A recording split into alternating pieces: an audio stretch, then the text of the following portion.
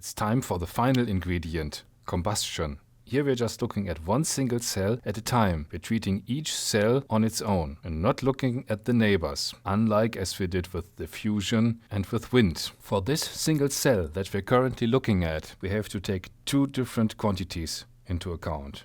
The first is the temperature, which we already know. It's measured in kelvins.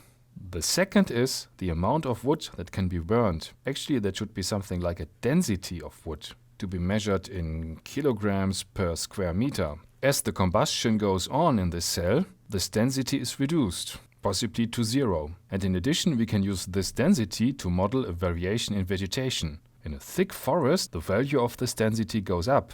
And at a location at which is a clearing, the value of this density goes down. Now we have to distinguish between two different cases. First, the temperature is below the ignition temperature, which is something between 500 and 600 Kelvin. And second, the temperature is above the ignition temperature. Let me put an equal sign in here to really cover all possible cases, even though in reality this temperature will never be exactly equal to that ignition temperature. When we are below that point of ignition, the amount of wood does not change, it's not burning, and no heat is being produced because there is no combustion. Later on, of course, the temperature is going to change through diffusion, through wind, and through heat loss, but at the moment I'm just looking at combustion. In the second case, we do have combustion. Wood is burning. So the rate of change of wood with respect to time has to be negative.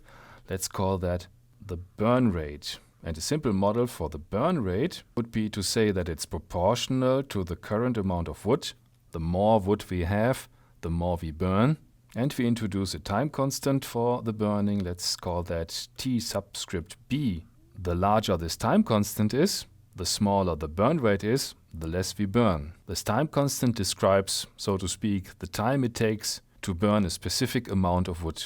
Now we have to think about temperature. In the second case, wood is burning, so the temperature should be increasing, and that should be proportional to that burn rate.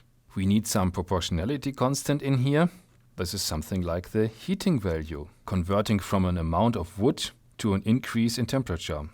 This is our simple model of combustion. Now let's add the effect of heat loss. In all equations about the rate of change of the temperature, we need to include heat loss, which is plus ambient temperature minus the current temperature over the time constant for that heat loss. And the same when there's combustion going on, plus the ambient temperature minus the current temperature over the time constant for that heat loss.